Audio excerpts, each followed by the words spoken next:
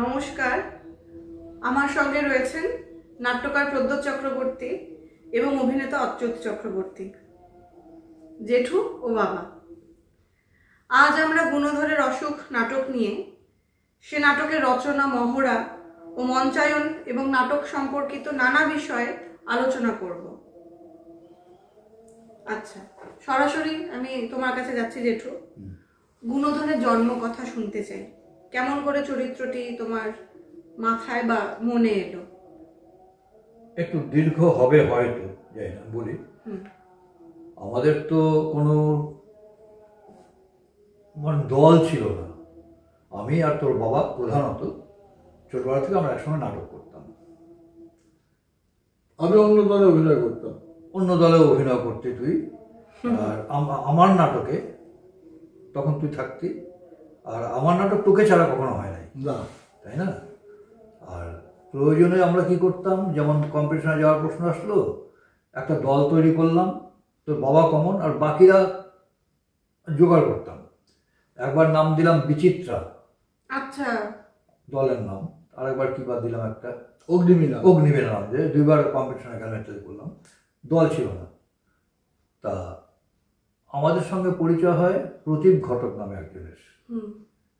প্রদীপ কাকু। তা ও খুব নাটকে আগ্রহী ছিল, ওর উৎসাহ ছিল, তোর বাবার উৎসাহ ছিল, আর আমার তো লেখাটা চলছে।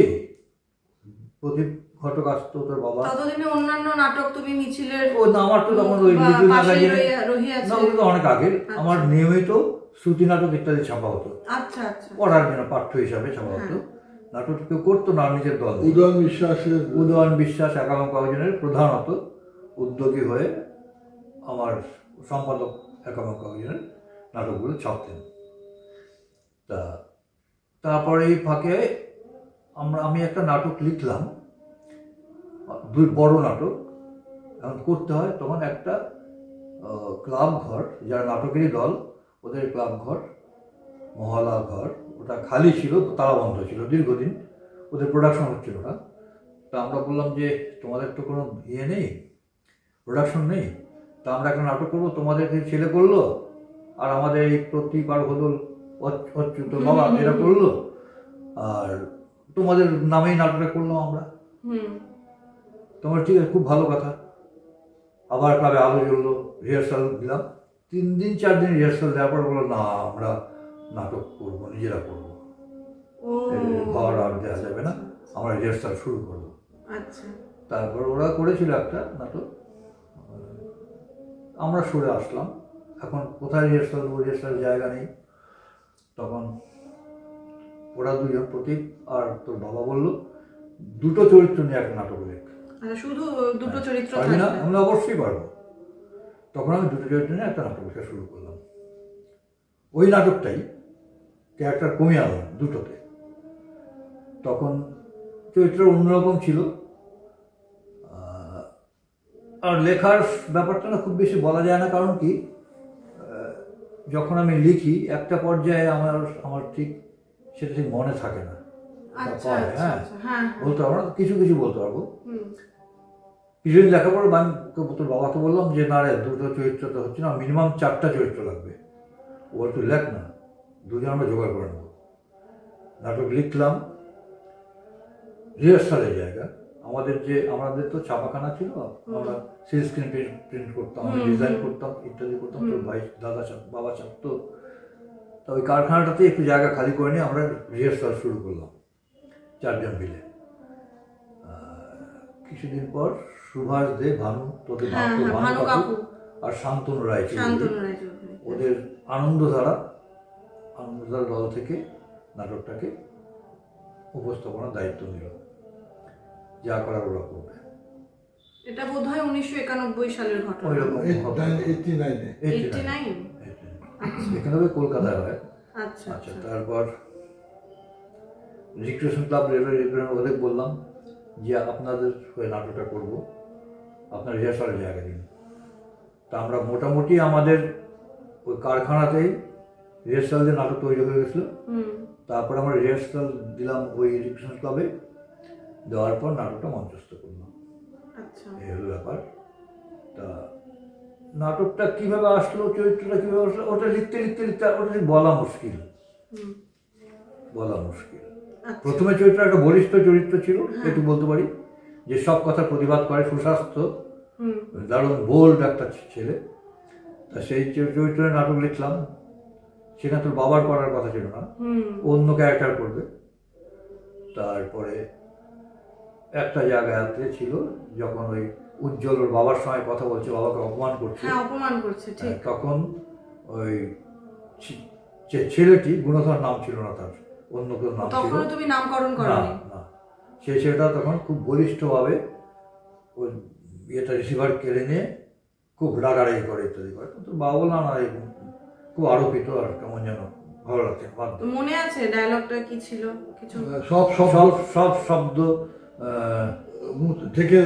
ঢেকে দেবো, আর কি কি ছিল, একটা স্লোগান ধর্মী একটা সংখ্যা ছিল। চরিত্রটা ওইরকম ছিল। তখন ভাবলাম না, এটা ভালো লাগবে না, একটু আরোপিত লাগছে। তো কি করা যায় ভাবতে ভাবতে হঠাৎ আসলো ওই তাঁতির ঘরে ব্যাঙের বাসা কবিতা ছড়াটা আওড়ে ওই শব্দটাকেই ঢাকলো, একটা ছড়া দিয়ে ঢাকলো। এটা হওয়ার সঙ্গে সঙ্গে একটা চরিত্র আসলো অন্যভাবে। যখন এটা তারপর সংলাপ সেভাবে চলতে থাকলো। পরের দিন যখন ভাইকে, তোর বাবাকে শোনালাম, তখন এটা আমি ছাড়া কে করবে, এটা তৈরি চরিত্র।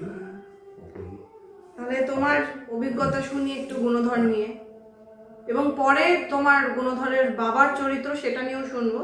তবে আগে তোমার গুণধরের মানে যে চরিত্রটা তুমি করেছো তার অভিজ্ঞতা যদি কিছু তুমি বলো আমাদের। আসলে আমি এত জানি, আমি শুনতে চাই আর কি। আমি ছোটবেলা থেকে আমি ওই প্রত্যেকের তো কিছুটা একটা এক্সট্রা গুণ নিয়ে জন্মায়, বা অভিনয়টা খুব ভালো। আমি ওই মিমিক্রিটা করতাম একদম ছোট্ট বয়স থেকে, 4-5 বছর বয়সে মানুষকে অনুকরণ করতাম। এটা জীবাঙ্গ ছিল, অনেকে বলতো এটা করতো অমুক কাকা করতো, গাঙ্গুলি ঠাকুমা, গাঙ্গুলি ঠাকুমা করতো, বা দাস ঠাকুমা, দাস ঠাকুমা, শুনেছি। অমুক মাস্টারমশাইয়ের নাম বলছি না, স্কুলের মাস্টারমশাই করতাম। আমার বন্ধুর বাবা স্কুলের নাটকে আমি আগে করতাম নাটক, হাস্যকৌতুক ইত্যাদি। ও ছোট ছিল, অভিনয় করতে। তারপরে আমি তোর বাবাকে ডাকলাম একটা নাটকে। তখন তো আমার ডিরেক্টর, তখন আমি ক্লাস 9 উঁচু ক্লাসে পড়ি, একটু 8 পড়ি। তখন আমার পরিচালনায় একটা নাটক হচ্ছে কলেজে, স্কুলে ফেয়ারওয়েল হয় না, সেখানে নাটক হচ্ছে। তা অভিনয় যেদিন হবে সেদিনই, তখন নাটক তো বুঝিও না। তোর বাবা তখন অন্ধ ভিখারি গান খুব ভালো পাইতো, ওটা একটা ইয়ে ছিল, হাস্য কৌতুক ছিল। তা সেইখানে একটা ওকে ডাকলাম, চল ও গাড়িতে তুই গান গাইতে গাইতে পয়সা তুলে তুই চলে আসবি। তা রেলের কম্পার্টমেন্টে ভিখারি ওঠে না, তো ওই রিহার্সাল ছাড়া স্টেজে তোর বাবা ওইটা বললো, এবং দারুণ অ্যাপ্রিসিয়েট করলো। আচ্ছা, ওইটা আমার প্রথম মানে মঞ্চ অভিনয়, ক্লাস 4। যাই হোক, আমরা গুণধর আসন নিয়েই কথা বলবো, অন্য কথা থাকুক। মাঝে মাঝে একটু স্বাদ বদল করা যেতে না, সেই না, যেহেতু তুই আমাকে বললি আমি কিভাবে আসলো, আমার ব্যাকগ্রাউন্ডটা একটু জানা দরকার। হ্যাঁ, আমি বিভিন্ন দলের হয়ে অভিনয় করতাম। আর হয় কি, রিহার্সাল দিতে দিতে দিতে দিতে চরিত্রটা ধারা বাঁধে। অভিনেতা এক এক দিন এক এক রকম করতে থাকে, অটোমেটিক্যালি হয়, নিজে নিজে হয়। তো বাবার অভিনয় দেখলি তো, এর আগের দিন রিহার্সাল যেটা করলো তার চেয়ে অন্যরকম করলো একটা। এই করতে করতে করতে করতে একটা সম্পূর্ণ একটা চরিত্র তৈরি হয়। বুঝতে পেরেছি। তো যাই হোক, এই নাটকটা যখন গৌহাটিতে বেশ সাড়া ফেললো, মানুষের ভালো লাগলো, মানে ওখানকার যারা বিদগ্ধ যারা তাদের নজরে তারা খুব প্রশংসা করলেন, এবং এটা একটা মুখোমুখি প্রচার হলো। এবং সুকুমার বাগচি সময় প্রবাহের সম্পাদক, আসলে ওই উনি আনন্দধারা থেকে শান্তনু রায়চৌধুরী, সুভাষ দে, ওরা প্রোডাকশন করাতে ওদের তো পরিচিতি অনেক বেশি ছিল, আর ওরা উদ্যোগী হয়ে প্রচুর জ্ঞানী গুণী লোককে নিমন্ত্রণ করলেন, করে দারুণভাবে একটা প্রোডাকশন করলেন। সেখানে প্রথম আমার সঙ্গে পরিচয় হয় ডক্টর উষারঞ্জন ভট্টাচার্যের। তা উনি নাটক দেখতে এসেছিলেন, ওই অভিনয় শেষেই আমার সঙ্গে পরিচয় হয়। তা আমার মনে আছে স্পষ্ট, নাটক দেখা আমার সঙ্গে পরিচয়, উনি বুকে হাত থেকে বললেন, অনেক কিছু নিয়ে যাচ্ছি। এখন এই অনেক কিছু নিয়ে যাচ্ছি অর্থটা যে অনেক কিছু, সেটা বুঝলাম পরবর্তীকালে। কারণ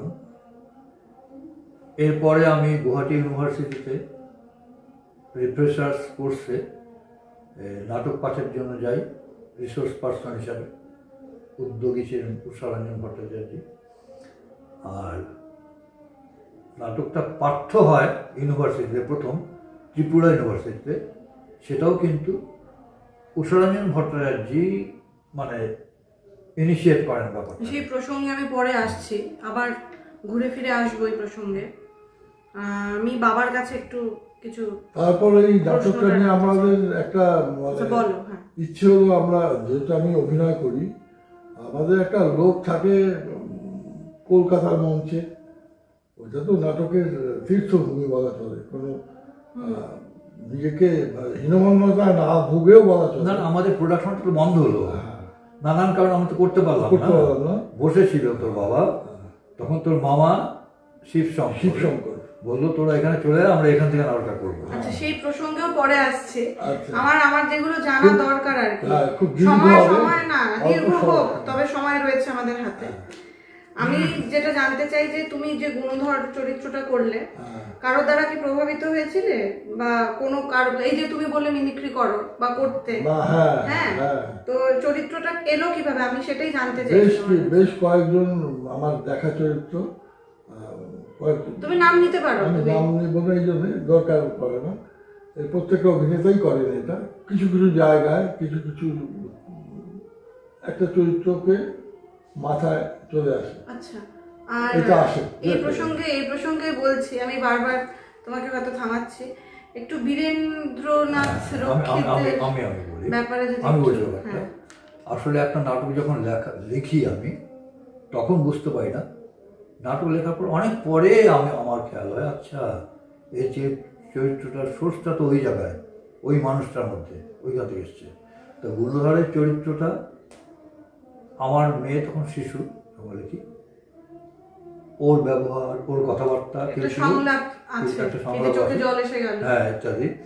আর প্রধানত কবি বীরেন্দ্রনাথ রক্ষিতের ছেলে টুটুল নেই, টুটুল চলে গেছে। আপাতভাবে লোকে ওকে অস্বাভাবিক ছেলে হিসেবে জানে, কিন্তু কিছু কিছু ব্যাপারে আমাদের খুব ভালো গান গাইতো। আর আমরা যে স্বাভাবিক কথা বলতে যেটা বুঝি যে ওর স্বাভাবিকতাটা অন্যরকম ছিল, বুঝতে পেরেছি। হ্যাঁ, তো ওর একটা প্রভাব পড়ে, যেটা আমি পরে বুঝতে পারি, যেখানে টুটুলের প্রভাব পড়েছে। এবং আমার অভিনয়ের মধ্যেও ওর কিছু ডেলিভারি, ও খুব ছাড়া কথা বলতো। নাটকটার মধ্যে এরকম এসেও গেছে। তুমি যে পাঠ করলে, তোমরা যে পাঠ করলে আগের এপিসোডে যে পাঠ করলে, সেখানে কি এসছে তার প্রভাব কিছুটা? আগের এপিসোডটাতে যে পাঠ কিছুটা এসছে, তবে এরকম তো হয় না, এটা বসে বসে পড়লাম আমার। আর এটা করেছি আমি 89-এ। আচ্ছা, অনেকদিন আগে। বুঝতে পেরেছি। পরবর্তীকালে কলকাতায় গেলাম। আচ্ছা, একটা প্রশ্ন করি তোমার। অসমের টিমে গুণধর আর কলকাতায় গুণধরের বাবা, কোনটায়, মানে কোন চরিত্রে তুমি অভিনয় করে তোমার ভালো লেগেছে বা আনন্দ পেয়েছো? আমার দুটোতেই খুব আনন্দ পেয়েছে, দুটোই খুব ভালো লেগেছে আমার। আচ্ছা,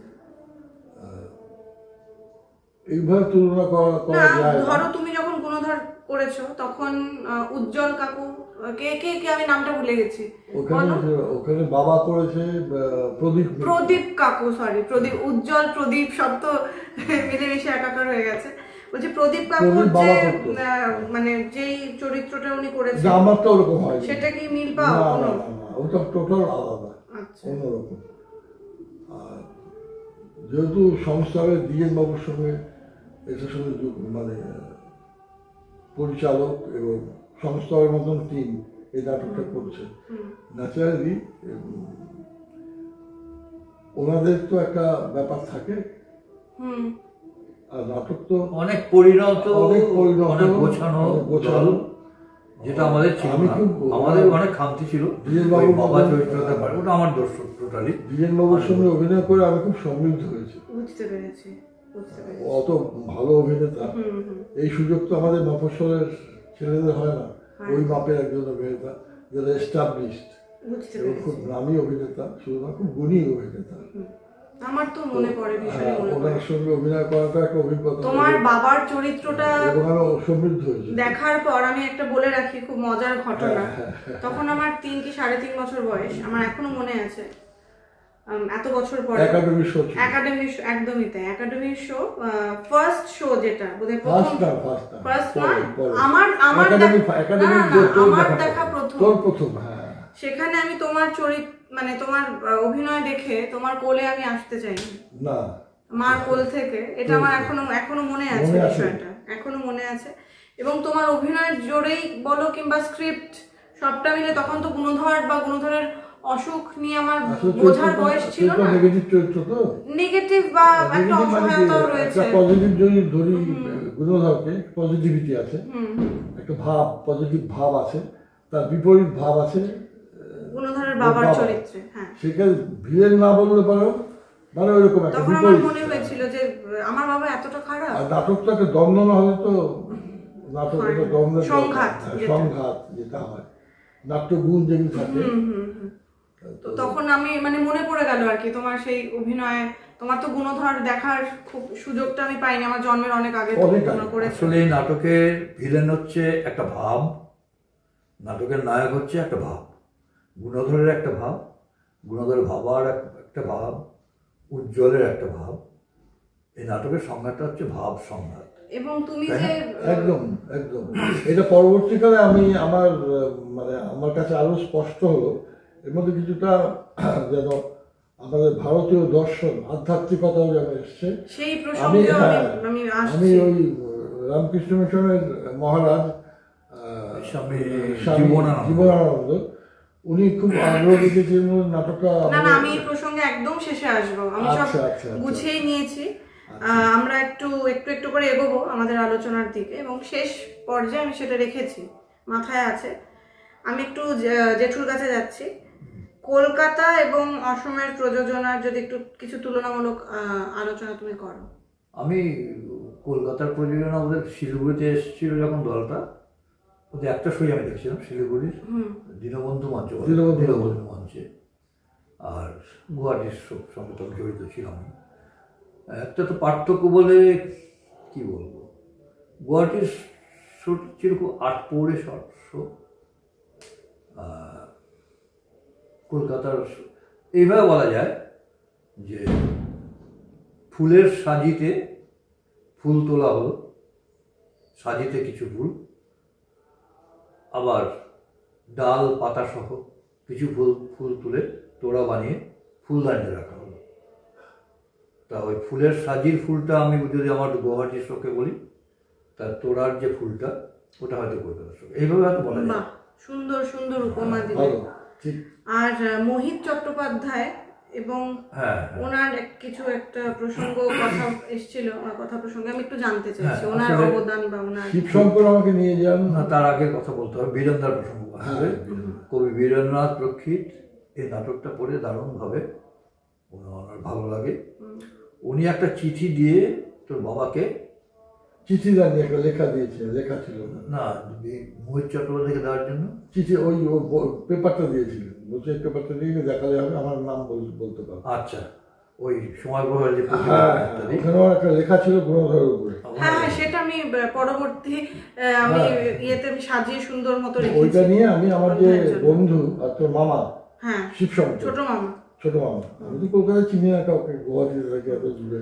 মোহিত চট্টোপাধ্যায় আমার বাড়িতে যাই, ওই বারুইপুরে তখন ছিলেন। আচ্ছা, ওর সঙ্গে আগে পূর্ব পরিচিত ছিল, তো উনি শিবশঙ্করের সঙ্গে, তো উনি খুব মন দিয়ে আমাদের কথা শুনলেন। এবং আমার ইচ্ছা ছিল আমরা গুয়াহাটির টিমটা ওখানে নাটকটা করবো, এবং উনি এত ভালো লাগলো, উনি বলছিলেন তুমি ভালো করো, সব ঠিক আছে, কিন্তু কলকাতায় আসবেন, আপনি তো এত টিম চেনে যান, একটা জায়গায় বলে আমাদের একটা শোয়ের ব্যবস্থা করেন, আমাদের কলকাতায় করার খুব ইচ্ছা।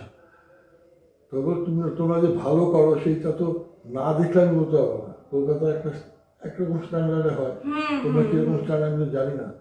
তখন আমি পেপারটা দেখালাম যে বীরেন্দ্রনাথ রক্ষিত এটার উপর লিখেছেন, আপনি দেখতে পারেন। বলে বীরেন লিখেছেন? বীরেন? হ্যাঁ, আমি ও তো ওইদিকে আসে, গুয়াহাটিতেই থাকে না। দেখি দেখি দেখি বলে উনি কিছুক্ষণ পড়লেন, উনি তো নিজেও কবি, বই চট্টোপাধ্যায় কিন্তু কবি। হ্যাঁ হ্যাঁ পড়লেন, পরে খুব একটু পর মানে এটা আমি পড়বো, এটা থাক আমার কাছে, এটা দেওয়া যাবে আমাকে? আমি হ্যাঁ নিশ্চয়ই। সেটা আমি রেখেছি, আপনারা সকলেই দেখতে পাবেন। সেই পেপার কাটিং আজও আমার জেঠু খুব যত্ন করে রেখেছেন, তো সেটা উনি আমি ওটা- দেব, ভিডিও শেষে থাকবে। উনি পেপারটা আমি নিশ্চয়ই, আপনি রাখুন। তা বলে নাটকটা সম্পর্কে একটু বলো বলো তো দেখি, তুমি তোমরা করেছো তো, আমার একটু সারাংশটা একটু টুক টুক টুক টুক করে বলো, এই 10-15 মিনিট। আমি প্রায় আধা ঘন্টার উপর বললাম, আর সদ্য 2-3টা শোর পর আমরা গেছি। বয়স কম, বয়স কম, এনার্জি বেশি। উত্তেজনা একদম। আর মোহিত চট্টোপাধ্যায় চট্টোপাধ্যায়ের সামনে আছে, এটা তো বিশ্বাস করতে আমার অসুখ হ্যাঁ হচ্ছে। হ্যাঁ হ্যাঁ হ্যাঁ হ্যাঁ, ওইরকম মানুষ আমার নাটক ক্যাপ্টেন হুড আমরা করেছিলাম। হ্যাঁ বাহ বাহ, ঠিক ঠিক ঠিক। তো ক্যাপ্টেন হুডরা একটা স্বপ্নের মানুষ মোহিত চট্টোপাধ্যায় অবশ্যই। আমার কাছে। হুম, হুম, তো ওই মানুষটা আমার কাছ থেকে শুনতে চাইছে, এটা মানে একটা অন্যরকম ব্যাপার। বুঝতে পেরেছি। তো 5-10 মিনিট বলবো, 5-10 মিনিটের মধ্যে একটা সারাংশ। আমি মোটামুটি আধা ঘন্টার বেশি বললাম এক নাগারে। আচ্ছা ও স্টপ, উনি খুব সিগারেট খেলেন লম্বা লম্বা, ওই সিগারেটটা ধরিয়ে তো উনি খাচ্ছেন আর বলছেন ঠিক আছে শেষটা কীভাবে হলো, ওইটা। তারপর ফিনিশিং এ যারা বললাম, বললে হ্যাঁ তো বাবা বললেন যে খুব দারুণ কথা, খুব কবজিতে খুব জোর না থাকলে এই সংলাপ লেখা যায় না। আমাকে ফোন করছে, আমি ওকে ফোনে তাকে বলেছিলাম। তোমার প্রতিক্রিয়া কেমন ছিল? ভালো লাগলো, মোহিত বন্দ্যোপাধ্যায় দিয়ে ভালো। আসলে নাটকের ব্যাপারটা আলাদা, সব বলেও তো প্রকাশ করা যায় না। ভালো লাগলো, ভালো লাগবে না? ভালো লাগলো। তারপরে নাটকটা ছিল ওনার কাছে, পরবর্তীকালে ওনার মাধ্যমে দ্বিজেনবাবুর কাছে আসে। হ্যাঁ আচ্ছা, বুঝতে পেরেছি। সেই তারপর তোমরা শুরু করলে। তারপর তো গেলাম, ওদের দলে গেলাম। মোট 300 কতটা শো, 342টা মতো শো হয়েছিল, বোম্বেতে, দিল্লিতে, নাজাট হয়েছে, হয়েছে, সেই হ্যাঁ। সুন্দরবনে। আমরা খুবই ছোট, মনে কৃষ্ণনগর, রাখার কথাই রানাঘাট, নয়। বুঝতে পেরেছি। তারপর এই সমস্ত জায়গায়, হ্যাঁ, হ্যাঁ। গোবরডাঙ্গায়, আচ্ছা আচ্ছা। তারপর শিলিগুড়ি, কুচবিহার, হুম। শান্তিনিকেতনে, আচ্ছা শান্তিনিকেতন ওটা গুয়াহাটির, গুয়াহাটির। হ্যাঁ, সেই সেই সেই প্রসঙ্গে যদি একটু কিছু বলো, অল্প অল্প অল্প শান্তিনিকেতনে কথা। মূলত গেল আমাদের যেহেতু আমি নিজে শান্তিনিকেতনের একটা আলাদা ওখানে একটা ব্যাপার আমার রয়েছে আর কি। শিবশঙ্করের যে সুচন্দ্রা, আমার ছোট মামি। ওর ছোট মানুষ, হুম ওই উদ্যোগ নেয় এবং ওদের ছাত্র সংসদের সঙ্গে যোগাযোগ করে। না, আমি বলি,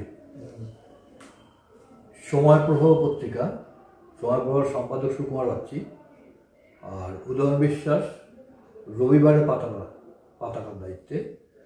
তা নাটকের দর্শক দুজনে ছিলেন, দারুণভাবে ভালো লাগে নাটক। তার সিদ্ধান্ত নেয় নাটকটাকে একটা কভারেজ দিতে হবে এবং 3 পৃষ্ঠা জুড়ে তারা নাটকটার বিষয়ে লেখালেখি করে, বিশেষ করে পত্রের মধ্যে। সেটা কি মানে সেটা তোমার কাছে যে ছবিটা দেখলাম সেটাই? ওই যে পেপারটা, ওই পেপারটা বাবার যে অনেক ছবি, তোমার হ্যাঁ, একটা হ্যাঁ, নিজের আমার আত্মপ্রতিকৃতি, ওটা যেটা তুমি আত্মপ্রতিকৃতি না, ওটা ওই ফটোগ্রাফ থেকেই মানে করা আর কি। আচ্ছা হার্ড ফিল্মের ছবি তুললে পরে এরকম আসতো আর কি। আমরা প্রেসে চাকরি করতাম তো ওইভাবে করতাম। যাই হোক, মানে মিডিল টোনটা অফ হয়ে যায়, যাকে অন্য ব্যাপার। তোকে যেটা বলছিলাম, তা ওই পেপারটা সুচন্দ্রা ওদের শান্তিনিকেতনের কোনো একজন শিক্ষককে দেখানো। উনি পড়ার পর উনি ছাত্র সংসদের সেক্রেটারি বা কাউকে ডেকে বলেন, এটা পড়ো, দেখো এই নাটকটা হয়তো তোমরা করতে পারো। তখন ওরা পড়ার পর মনে হয় এটা তো করাই যায়। ওটা তখন অসুবিধা ছিল না, ওদের যে ইউনিয়নের যে মানসিকতা তার সঙ্গে এটার কোনো বিরোধ ছিল না, যার জন্য ওরা তখন সিদ্ধান্ত নেয়। আর এই প্রতিবেদন দেখাবো, আমার কাছে চিঠি আসে যে ওনার করতে চাই। চিঠিটাও তোমার কাছে আছে? আছে, আমার চিঠি আছে। ঠিক আছে। তারপর আমরা গেলাম, প্রথমবার তো হলো না, কারণ বাবরি মসজিদ ধ্বংস ইত্যাদি, কলকাতা বন্ধ করা গেল না। পরের বছর আমরা গেলাম, তখন নাটকটা হলো 93 সালে। 93-তে। ওই প্রথম এবং শেষ শান্তিনিকেতন। এবং ওই শিবুর উদ্যোগেই আমরা মুক্তাঙ্গনে শোটা করি, করেছে। শিবশঙ্কর বুঝতে পেরেছি। কৃষ্টি সংসদের একটা ডেট ছিল, ওই ডেটটা আমাদের সোনারপুর কৃষ্টি সংসদ, সংগ্রামজিৎ সেনগুপ্ত ছিলেন ওখানে, উনি এখন নেই, খুব আচ্ছা আচ্ছা পরিচিত একজন নাট্য ব্যক্তিত্ব। ও বললো না ঠিক আছে, আর মেজদাকে চিনতো, বুঝতে পেরেছি। আমাদের আমার লেখা নাটক করেছিল পাশে আছে, বুঝতে পেরেছি। অনেক আগে 72-73 সালে। আর শান্তিনিকেতনের প্রসঙ্গ যখন এলো, আমার আরেকটা জিনিসও আমার ব্যাপারেও আমার খুব জানতে ইচ্ছে করছে।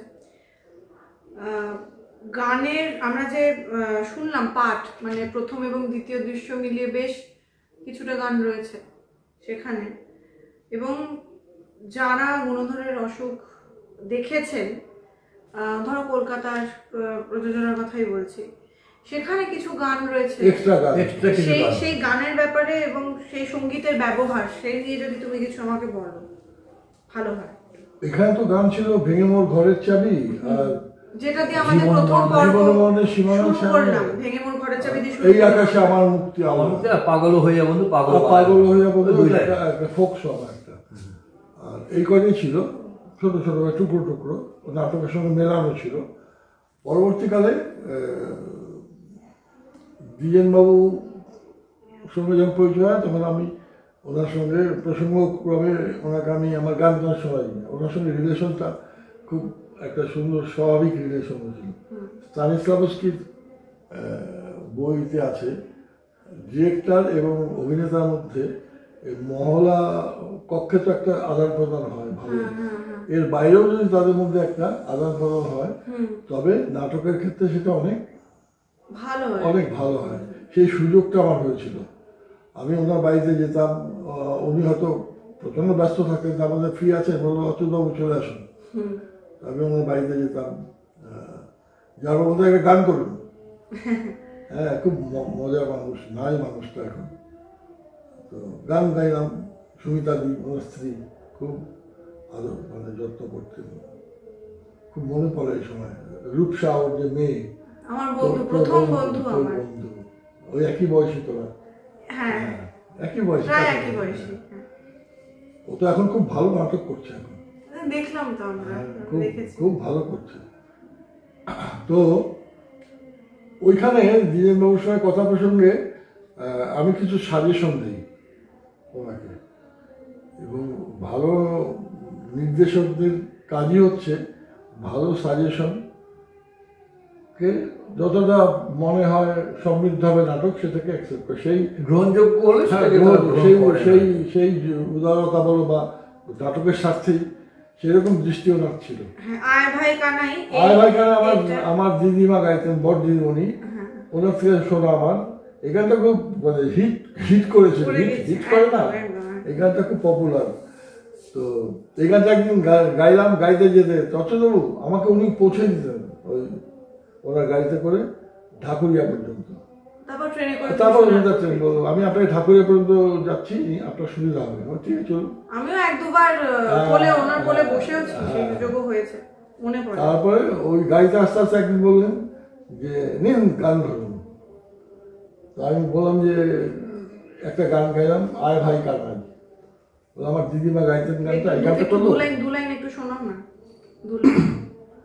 আয় ভাই কানাই, আয় গোঠে যাই, বাজিয়ে মোহন বেণু। আমার বড় দিদিমণি গাইছে গানটা। ওঠরে নীলমণি, খাওরে নমণি, গগনে উঠিল ভানু, ওই চেয়ে দেখ গগনে উঠিল ভানু। আয় ভাই কানাই, আয় গোঠে যাই, বাজিয়ে মোহন বেণু। তো এই গানটা ওনার এত ভালো লাগে, উনি পরের দিন রিহার্সাল এসে বললেন অচ্যুতবাবু ওই গানটা করুন তো। কোনটা ওই কানাই টানাই কি করলেন না, কথাবার্তা খুব মজার মানুষ। কানাই রে কানাই রে করলেন না গান, ওই গানটা করলেন। আচ্ছা, ওই গানটা তারপর করলাম, সেটা হ্যাঁ বলে কম্পোজ করছি গানটা, হ্যাঁ হলো। তখন ইন্টারভেল হলো ওই গানটা দিয়ে। মনে পড়ে একটা নীল আলো, হ্যাঁ ড্রামের উপরে তুমি বসে হ্যাঁ, আছো, হ্যাঁ। তোমার পায়ের কাছে গুণধর বসে ঠিক আছে। ঠিক ঠিক মনে আছে এখন, হ্যাঁ এখনো মনে আছে। কত বছর আগে, ছোট। আর হেমাঙ্গ বিশ্বাসের গান না, কিভাবে? তারপরে আপনার নাটকটা যখন এইটা দিয়ে আমাদের হলো, তারপর কিছুদিন পরে বললেন যে অচ্যুতবাবু ইন্টারভেলের পরে আমরা পর্দা খুলবো আপনার গান দিয়ে। আমার সৌভাগ্য যে আমি গানের লোকই নই, হ্যাঁ যেহেতু বাড়িতে গান বাজনার চর্চা ছিল, আমি গান শুনতাম, কোরাসের দলে দলে গেয়েছি আমি। তো কি গান গাবো বলে জানি, হেমন্ত, মানবেন্দ্র, শ্যামল মিত্র, যে কোনো শ্যামা সঙ্গীত গাইতে পারেন। উনি কিন্তু কত মানে উদার মানুষ, উনি কিন্তু, আমার একটা ধারণা আছে না যে শ্যামা সঙ্গীত টঙ্গীত প্র্যাকটিক্যাল লোকজনের শোনে না। আমাদের শ্যামা সঙ্গীত আপনি গাইতে বলছেন, মা হ্যাঁ আমি ভালোবাসি তো, আমি শুনি, ভালো লাগে খুব, আপনি শ্যামা সঙ্গীতও গাইতে পারেন। তবে বললাম যে আমি কর্তার একটা গান গাই, শচীন কর্তা। বাহ, এই প্রসঙ্গ আমি ভুলে গেছিলাম। হ্যাঁ। থ্যাংক ইউ মনে করানোর জন্য। হ্যাঁ, বললো ঠিক আছে ওইটা দিয়ে শুরু হোক, করেন তো দেখি, যদি দক্ষিণা পাবো। যদি দক্ষিণা পাবো, এটা গাওয়ার দরকার নেই। না না ঠিক আছে, আমরা সবাই জানি, আমি শুনি আসিয়া তোমার ফিরে কাছে। হ্যাঁ দাঁড়ে সময় একটু বেশি থাকলে অবশ্যই তোমার কাছে আমি শুনতে সেটা চাইতাম। ঠিক, তোকে পরে শোনাবো। হ্যাঁ। তো ওই গানটা হলো, এইভাবে কিছু কিছু গান যুক্ত হয়েছে। হেমাঙ্গ বিশ্বাসের কথাটা একটু বলো, তারপর হেমাঙ্গ অন্য প্রসঙ্গে হেমাঙ্গ আবার যাবো। বিশ্বাসের গানের মধ্যে তোমার ওই আমি তোমারও লাগিয়া, আমি তোমারও লাগে রে ঘর বাড়ি ছাড়িলাম। যেহেতু একটা সার্চিং খোঁজার ব্যাপার আছে, তো আমি একদিন বললাম যে দিন ওই গানটা দেওয়া যায় না, গানটা গাইলাম হেমাঙ্গ বিশ্বাসের। বললো হ্যাঁ এটা আপনার ওই পাগল হয়ে যাওয়া বন্ধুটা হলো আড়াল থেকে, আপনি মঞ্চের মধ্যে ঢুকে এই গানটা গাইতে কিন্তু। বাহ। আমার আপত্তি ছিল, আমি বললাম যে আমি তো বাবার রোল করছি, গান গাইবো কিভাবে? হ্যাঁ, আবার যে বাবা বলে villain, সেটা আমি দেখবো, ওইটা আপনাকে ভাবতে হবে না। কেমন করে সবটা হ্যাঁ অন্যরকম উনি ভাবে বললেন হয়েছে। আপনি যখন অভিনয় করছেন তখন আপনি বাবা, অভিনয়ের পরে আপনি একজন নাটকের নাট্যকর্মী বা নাটকের অভিনেতা, আপনি পিছনে বসে থাকবেন, সবাইকে পিছনে বসিয়ে দিয়েছিলেন ওখান থেকে এই উঠে সাইডে যেতে। বাঁ দিকে মনে হয়, এবং মঞ্চসজ্জা খুব সিম্পল, খুব সুন্দর মঞ্চসজ্জা, মনে আছে। গর্জিয়াস কিছু না, তার কিছু ছবি যদি পাই আমি অবশ্যই সেটা আমি দেখানোর চেষ্টা করব। যদি পাওয়া যায়। হ্যাঁ ঠিক আছে জেঠু, সত্যেন মিত্র পুরস্কার এবং তার কিভাবে তুমি পেলে এবং না, তার চিঠি কিভাবে এলো? সত্যেন মিত্র পুরস্কারটা কলকাতায় থিয়েটার ওয়ার্কশপ দেন, ওরা দেয়। এটা খুব প্রেস্টিজিয়াস পুরস্কার। সরকারি পুরস্কারের চেয়েও নাট্যকর্মীরা এই পুরস্কারটাকে গুরুত্ব বেশি দেন আর কি। কারণ কি, সরকারি পুরস্কার পাওয়ার পেছনে অনেক হিসাব নিকাশের ব্যাপারও থাকে, এখানে শুধুমাত্র নাটকের গুণমানটাই দেখা হয়। তা সেই ক্ষেত্রে এক বছর আমি সত্যি মিত্র তো সন্তানিক মন থাকে না। 2001 সালে 2001 সালে। আচ্ছা, 2001 সালে সত্যমিত্র পুরস্কারটা আমি পাই আর কি। সেই চিঠিটা আছে তোমার কাছে? চিঠি আছে, ওই মোমেন্টও আছে। আচ্ছা ঠিক আছে। এরপর তোমার কাছে আরেকটা প্রশ্ন আছে, সেটা যদিও মানে এখন কলকাতার প্রসঙ্গে চলে গেছি, তারপরেও বারবার ফিরে যেতে চাই একদম পুরনো গুণধরের কাছে এবং তার মহড়া এবং মঞ্চায়ন যা যা ছিল, বা তুমি যেমন করে তোমার ভাবনা ছিল, সেই বিষয়ে আরেকটু কথা বলতে চাইছি। তুমি কথা প্রসঙ্গে বলেছিলে এই মিউজিকটা নিয়ে, গুণধর, আমাদের একটু আগে মিউজিক নিয়ে আলোচনা করলাম, কলকাতার মানে প্রযোজনায় যে মিউজিক বা সঙ্গীত ব্যবহৃত হয়েছে। এবার অসমে তোমরা যে প্রযোজনা করছো, কি ভেবেছিলে? সুভাষ দে ভানু, যার কথা বললাম, খুব গুণী ছেলে, খুব অকালে চলে গেল ভানু, আমার ছোট ভাইয়ের মতো। তো ভানুর সঙ্গীত পরিচালনার দায়িত্ব ভানুর ছিল। ভানু বললো যেহেতু নাটকে হারমোনিয়ামের একটা ভূমিকা আছে, আমি আগে হারমোনিয়ামে আমি একটা ব্যাকগ্রাউন্ড মিউজিক করব। তো লাইভ বাজাতো। আচ্ছা আচ্ছা, লাইভ। পরবর্তীকালে ওই কলকাতার যে রবীন বাবু, রবীন এটা একটু জেঠু বলুক এই প্রসঙ্গে। রবীন ঘোষ, পণ্ডিত রবীন ঘোষ, প্রফেসর রবীন ঘোষ, উনিও প্রয়াত হয়েছেন। প্রচণ্ড লো প্রোফাইলের মানুষ, অসাধারণ একজন সঙ্গীত সাধক, তার সম্বন্ধে খুব বেশি বলা আমি কি বলবো। আলাউদ্দিন খাঁর সুযোগ্য শিষ্য। আমার মামা ওনার কাছে বেহালা শিখতে কলকাতায় যেতেন। তা মামা অনেকে বললেন যে আপনি একবার গুরুজি আসুন গুয়াহাটিতে, কামাখ্যা দর্শন করবেন আর আপনাকে শিলং দেখাবো। তা গুরুজির স্ত্রী, ওনার ছেলে রঞ্জন, মেয়ে সোমা, তারা চারজন আমাদের গুয়াহাটির বাড়িতে এসেছিলেন, কয়েকদিন ছিলেন তারা। তা আমরা ভাবলাম, আর আমাদের সঙ্গেও মেলামেশ এমন একটা যেন কত কাছের পারিবারিক একটা মানে অ্যাপ্রোচ করা যায়, অত বড় একজন মানে কি বিরাট পণ্ডিত মানুষ, তাকে অ্যাপ্রোচ করা যায়, এত সহজ সরল মানুষ তিনি। তা বললাম যে শিলং যাওয়ার কথা ছিল। শিলং যাওয়ার কথা ছিল। তা পরের দিন ওরা শিলং যাবে, আমার হাতে সময় নেই। আমরা ভাবছি, আমি আর তোর বাবা, যে একটা টুকরা যদি নিতে পারি আমরা থিম মিউজিক, বারবার ঘুরিয়ে ফিরে ওটাকে বাজে চালিয়ে দেবো আমরা। ওনার বেহালার সঙ্গে ছিল না, বেহালা ছিল না, তো ছিল, না ওইটা তো পরে জোগাড় করলাম। কি বলে জানো, কিবোর্ড। তা আমরা বললাম যে গুরুজি আমরা একটা নাটক করি, নাটকটাতে একটা থিম মিউজিক দেন। নাটকটা মোটামুটি এই একটা ছেলে, এরকম ছেলে, তা ছোট্ট একটা টুকরো থিম মিউজিক যদি দেন, আমরা বিভিন্ন সময় মুহূর্তে ওটাকে ঘুরে ফিরে বাজার করি, আমরা তুলে নেবো এটাকে। মামার ছিল তখন, তো মোবাইল ছিল না, আমরা এটা ইয়েতে তুলছিলাম না, record player, tape recorder, cassette recorder তুললাম। তখন উনি বললেন আচ্ছা শুনি কীরকম ব্যাপার, মোটামুটি বললাম। তখন বললেন যে নাটকটা কি এমনি শোনানো যাবে, অভিনয় করে, বসে বসে পাঠ করে? আমরা হ্যাঁ। তখন সবাইকে খবর দেওয়া হলো। তা বিকালবেলা আমরা নাটকটা শোনালাম। তো বাবা, অন্যান্য যারা চারজন ছিল সবাই আসলো, ওই বসেই পাঠ করলো। ওরা শোনার পর নোট করলেন, রঞ্জনকে সঙ্গে নিয়ে মাস্টারমশাই গুরুজি। তারপর পাঠটার শেষ, সবাই চলে গেল, আমরা থাকলাম, আমি আর বাবা অনেক রাত পর্যন্ত তাদের সঙ্গীত রচনা দেখলাম, মাস্টারমশাই কী ভাবেন, বেহালাতে বাজান।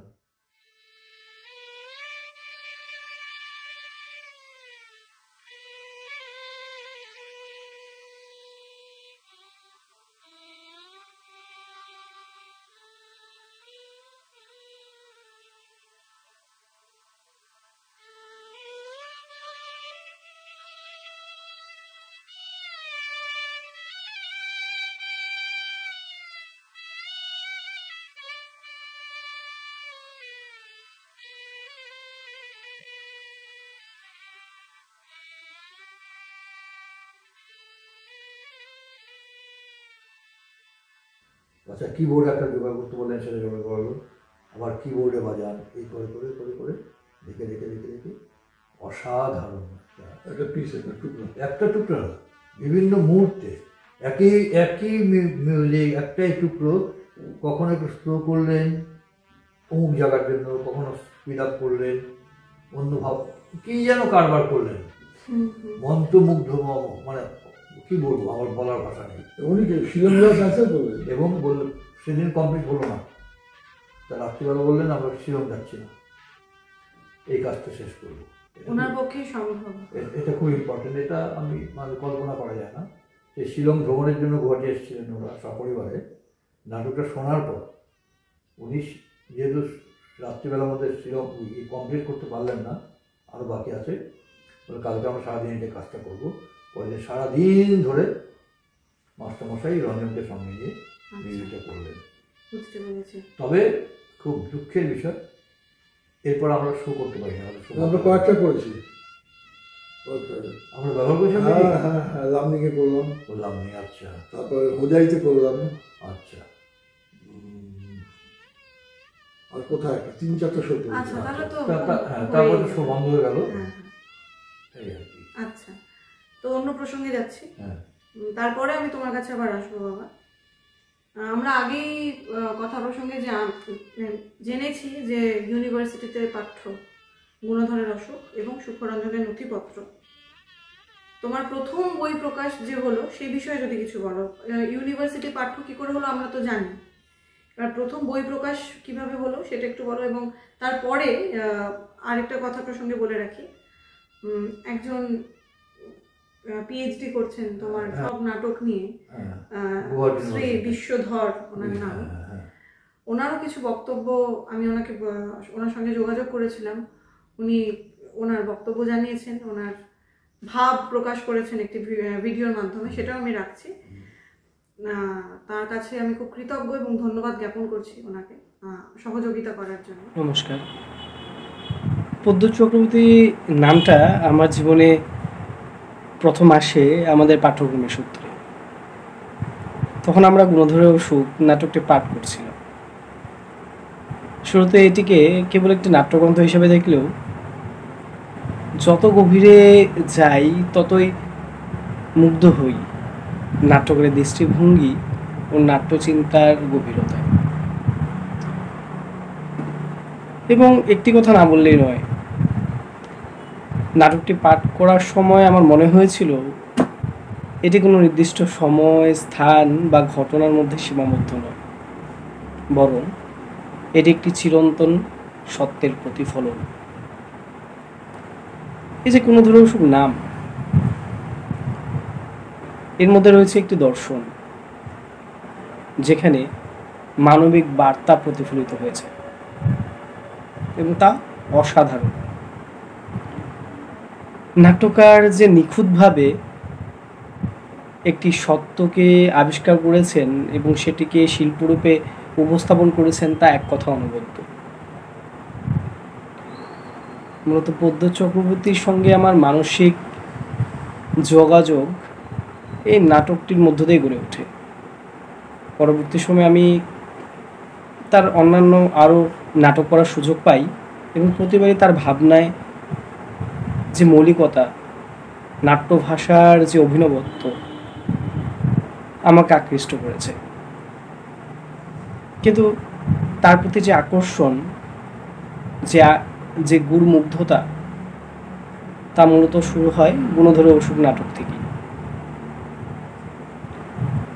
এই নাটকের প্রচুর বিষয়বস্তু রয়েছে, বিভিন্ন দিক থেকে এই নাটককে দেখা যায় এবং যেটার মধ্যে বিভিন্ন রকম উপাদান নিহিত হয়ে আছে এবং সেটার মধ্যে আমি একটি উপাদানকে তুলে ধরার চেষ্টা করছি ক্ষুদ্রভাবে।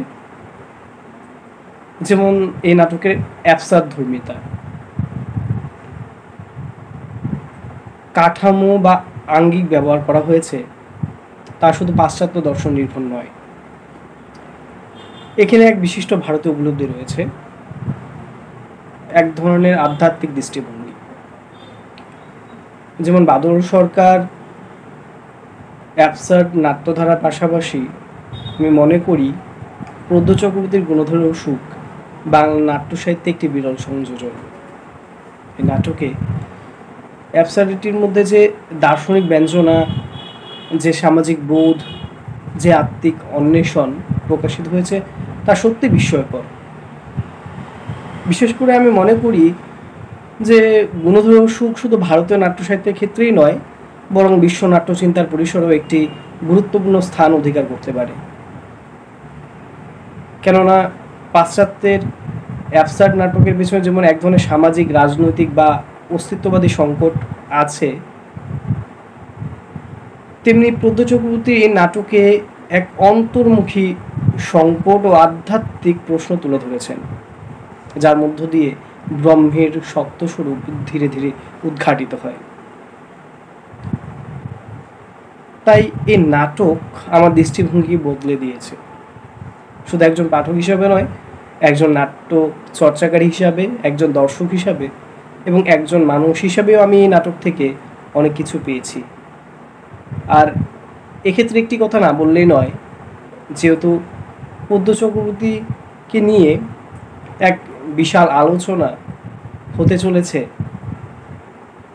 তো সেক্ষেত্রে একটি বিষয় বলতেই হয় যে আমি বিশ্বাস করি পদ্ম চক্রবর্তী শুধু উত্তর পূর্ব ভারতের নয়, সমগ্র ভারতবর্ষের তথা বিশ্ব নাট্য সাহিত্যের অন্যতম প্রতিভা। যেমন বাংলা নাট্য সাহিত্যে তিনি অ্যাবসার্ড নাটকের মধ্য দিয়ে এবং তার অন্যান্য নাটকগুলির মাধ্যমে এক নতুন দিগন্তের সূচনা করেছেন, যা সত্যি এক প্রকার নবজাগরণ। এবং সব দিক দিয়ে বলতে গেলে এমন বলা চলে যে পদ্ম চক্রবর্তীকে সবসময় ভাষা দিয়ে প্রকাশ করা সম্ভব নয়। তাকে বুঝতে হলে আমাদের উপলব্ধি করতে হবে, এবং সেটা তার নাটকেরই একটি উপাদান। এবং সেই উপলব্ধি যেদিন আমরা করতে পারবো, সেদিন সত্যি এই সমাজের একটা পালাবদল ঘটবে, যে বার্তা তিনি তার নাটকের মধ্য দিয়ে দিয়ে গেছেন। ধন্যবাদ। সেই প্রথম বই প্রকাশ নিয়ে একটু যদি কিছু বলো। আমার বই তো ওই তো বললাম, কাকে উৎসর্গ করেছিলেন? উৎসর্গ বাবা, মা আর মামাকে, ছোট দাদু। হ্যাঁ। বই প্রকাশ তো উষাদা উদ্যোগ নিলেন বাংলা সাহিত্য সংস্কৃতি সমাজ থেকে, এটা হলো। শান্তনু রায়চৌধুরী উদ্যোগ নিয়ে সুখরঞ্জন নথিপত্র, দীপক ভদ্র আরো 2-3টা নাটক করলেন। আর শান্তনু রায়চৌধুরীর আরেকটা বই গুণধরের অসুখ, অনাত্মীয় বন্ধনের কোলা, এটা পাঠ সহায়িকা। আচ্ছা। ইউনিভার্সিটিতে পাঠ্য যখন হলো তখন সবাই বললো একটা রেফারেন্স বই দরকার, আমরা জানি না কি পড়াবো না পড়াবো, এই একটা সমস্যা দেখা দিল। তখন শান্তনু এই বইটা লেখেন, এবং সবচেয়ে মানে আমার বলতে কোনো দ্বিধা নেই, আমি তো নাটক লিখি, আমি তো জানি না আমি কি লিখছি। শান্তনু বই পড়ার পরেই আমি জানতে পারলাম যে কতভাবে ব্যাখ্যা করা যায়। বুঝতে পেরেছি। আরেকটা ছোট্ট প্রশ্ন আমি সেটা করছি, আমি ভুলে গেছিলাম তখন জিজ্ঞেস করতে। আমরা দেখতে পাই গুণধরের অসুখ নাটকের, মানে তোমার যে বইটা, সেখানে ভূমিকা লিখেছেন রবীন্দ্র বিশেষজ্ঞ ডক্টর অরুণ কুমার বসু। এটা কিভাবে সম্ভব হলো? এটা উষাদা বলাতে, তবে নাটকটা আমার খুব ভালো লাগে। উনি পড়েছেন নাটকটা, এবং চিন্তা করা যায় না ওনার নাটকের যেভাবে মূল্যায়ন করেন উনি, সেটাও আমি সাজিয়ে অবশ্যই বন্ধুদের সামনে তুলে ধরবো। আমরা চলে এসেছি একদম শেষ পর্যায়ে। শেষ একটা প্রসঙ্গ বাবাকে জিজ্ঞেস করছি। তোমার একটা লেখা বেরিয়েছিল অভিনয় ত্রিপুরা ম্যাগাজিনে, সেই বিষয়ে যদি কিছু বলো। গীতার প্রসঙ্গ নিয়েই বলছি, তুমি যে গীতার প্রসঙ্গে কথা বলছিলে আমি তো থামিয়ে দিলাম, একটু যদি বলো অল্প। এখানে সাহুরানী রামকৃষ্ণ আশ্রমের স্বামী জীবনানন্দ মহারাজ, ওনার সঙ্গে আমার পরিচয় ছিল। উনি আগ্রহ দেখেছিলেন যে নাটকটা পড়বেন, নাটকটা ওনাকে দেওয়া হয়, প্রায় মাস 2 পরে উনি আমাকে ফোন করেন এবং উনি খুব প্রশংসা করেন, এবং ওনাদের এই গীতার দৃষ্টিতে এই নাটকটাকে ব্যাখ্যা করেন। অনেকগুলি শ্লোক উনি আমাকে ফোনে বললেন। তখন তোর বাবা ওই মহারাজের বক্তব্য ওটাকে বেস করে একটা তোর আলোচনা করে, যেটা ছাপা হয় অভিনয় ত্রিপুরাতে। লক্ষ্মণ কুমার ঘটকের নির্দেশনা দেখাই, এই যে এখানে ছাপা হয়, সেখানে ওই গীতার আলোতে নাটকটাকে ব্যাখ্যা করেছেন উনি, এবং অনেক গীতার শ্লোক উদ্ধৃত করেন, তার ব্যাখ্যা সহ নাটকটাকে বিশ্লেষণ করেন। এটা একটা আমাদের জন্য খুব বড় পাওয়া। অন্য দৃষ্টিতে এর আগে এইভাবে আলোচনা হয়। আমি পরে এটা দেখাবো বন্ধু। গুণধর অন্য চোখে, গুণধরের অসুখ অন্য চোখে, এই ধরনের কিছু নাম। আচ্ছা আচ্ছা আচ্ছা, আমি অনেক কিছু জানতে পারলাম বাবা এবং জেঠুর কাছে। তোমাদেরকে তো আমি ধন্যবাদ বলতে পারবো না, আমার কৃতজ্ঞতা রইল তোমাদের কাছে। অনেক কিছু জানতে পারলাম, সমৃদ্ধ হলাম। এটা আমার কাছে খুবই বড় একটা অনুভূতি। গুণধর আমার কাছে যে কি, আমি তো কথায় প্রকাশ করতে পারবো না, তবে এটা যে থেকে যাবে এবং এটা নষ্ট হওয়ার নয়। গুণধর বললাম না, গুণধর থেকে যাবার, গুণধর থেকে গেছে এবং সবার মধ্যে গুণধর থেকে যাবে আশা করছি। আমি তোকে একটা কথা বলি, তুই কৃতজ্ঞতা জানালি তো, আসলে তুই এমনভাবে ধরলি, এটা না করে উপায় ছিল না। এখন তো আমি রিটায়ার্ড। আমি 1967 থেকে 2017 পর্যন্ত আমি নাটক লেখার মধ্যে ছিলাম। গত 7 বছর আমি নাটক লেখার থেকে অনেক দূরে। আমি কিন্তু এখন একজন ডাক্তার, রিটায়ারমেন্টের পর সবাই ডাক্তারবাবু বলেই ডাকে, সেই জন্য আমাকে নাট্যকার বলা যেতেই পারে। কিন্তু আমি এখন অনেক দূরে, আমার ক্ষেত্রেও তাই, অনেক দূরে। আমাকে আর অভিনেতা বলা কিন্তু তোমরা এখন তো দুজনেই অনেকটা কাছাকাছি আবার চলে এলে এই গুণধরের জন্যই। না, সেটা তো এই এখনকার জন্য। হ্যাঁ, না না, আমরা পরবর্তীতেও আশা করছি আরো অনেক বিষয় নিয়ে আলোচনা করব পরবর্তী কালে। হ্যাঁ, যদি তোমরা অবশ্যই চাও। তো আজকে সেখানেই আমি শেষ করছি আলোচনা পর্ব আমাদের। ধন্যবাদ।